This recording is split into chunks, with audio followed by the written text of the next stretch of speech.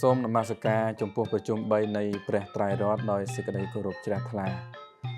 ទូលព្រះបង្គំសូមក្រាបថ្វាយបង្គំចំពោះសម្ដេចព្រះមហាសង្ឃរាជទាំងពីរគណៈ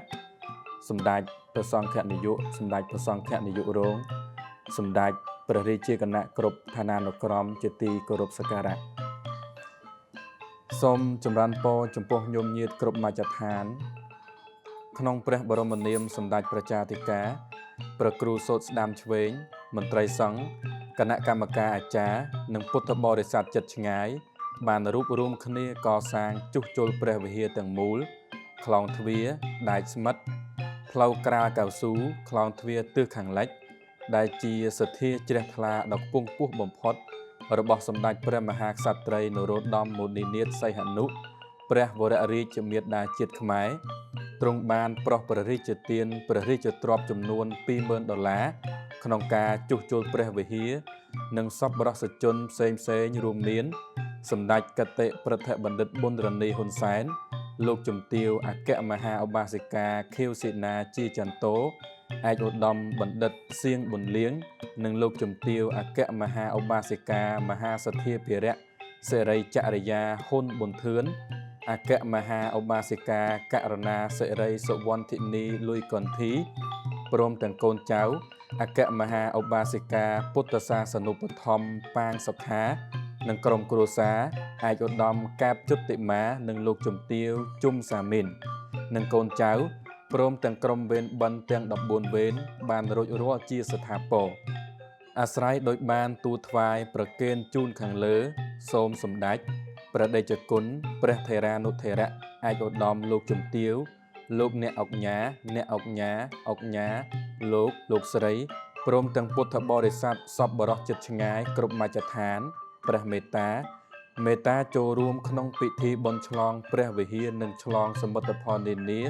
ដោយត្រេកអរអនុមោទនាទទួលយកផល្លានិសង្ឃទៅតាមកម្លាំងសទ្ធាជ្រះថ្លារៀងខ្លួនកម្មវិធីបុណ្យថ្ងៃសៅរ៍11រោចខែចេសឆ្នាំម្សាញ់សប្បដស័កពុទ្ធសករាជ2569ត្រូវនឹងថ្ងៃទី21ខែមិថុនាឆ្នាំ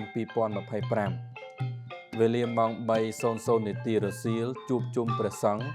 និងពុទ្ធបរិស័ទចិត្តឆ្ងាយនៅលើសាលាធម្មសភាវត្តបទុមវតីប្រារព្ធពិធីក្រុងពលីបន្ទាប់មកនមស្ការព្រះរតនត្រ័យសមាទានសិលនិមន្តព្រះសង្ឃចម្រើនព្រះបរិត្តនិងសម្ដែងប្រធមទេសនាដោយព្រះវិជាកោវិតសានភិរេតលុះព្រឹកថ្ងៃអាទិត្យ12រោចខែចេសឆ្នាំម្សាញ់សប្បដស័កពុទ្ធសករាជ2569ត្រូវនៅថ្ងៃទី22ខែមិថុនាឆ្នាំ2025វេលាម៉ោង 6:30 នាទីព្រឹកប្រគេនយាគូចំពោះព្រះសង្ឃចំនួន500អង្គវេលាម៉ោង 9:30 នាទីព្រឹកវេផាត់និងតេយ្យទានបច្ច័យ4ជាសាលាកផាត់ដែលម្ចាស់ទានបានរៀបចំចាត់ចែងរួចរាល់ជាសទ្ធាប្រកបដោយអសង្ខារិករួចនិមន្តព្រះសង្ឃចំនួន500អង្គគោចរបិណ្ឌបាតនិងពហុទេវាដើរឆ្លងជាកិច្ចបញ្ចប់ពិធីបុណ្យអ្នកផ្ដើមបុណ្យសម្ដេចព្រះអគ្គមហាសង្ឃរាជាធិបតីកតេឧទេសៈបណ្ឌិត ននង៉ែតសម្ដេចព្រះមហាសង្ឃរាជនៃព្រះរាជាណាចក្រកម្ពុជានិងជាសម្ដេចព្រះចាតិកាវត្តបទុមវតីរាជវរារាមសម្ដេចព្រះពុទ្ធជ័យមុនីបណ្ឌិតខឹមសន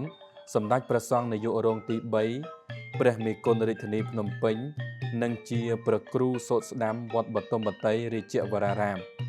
សម្ដេចព្រះមង្គលមុនីរាំងសីហ៊ូឈីនាតព្រះប្រធានលេខាធិការដ្ឋានគណៈសង្ឃនាយកនិងព្រះបល្ល័តគុណរាជធានីភ្នំពេញព្រះចរណវិជ្ជាចាមធិរៈ